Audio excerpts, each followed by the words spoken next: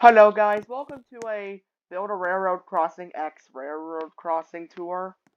Now then, I haven't made one in a while, so let's begin. So for this signal, it has a SafeTran base.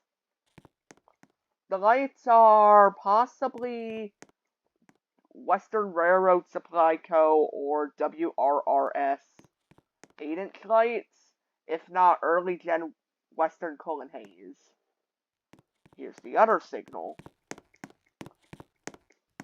It has a...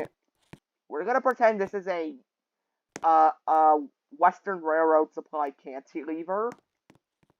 The mast lights are two pairs of GRS Lex C 8-inch lights.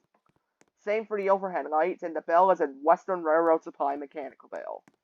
Let's have a listen to this crossing in action.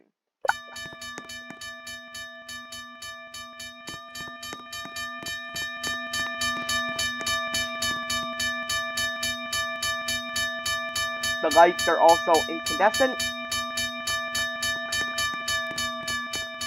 I'm gonna make a video about this crossing soon. Bye!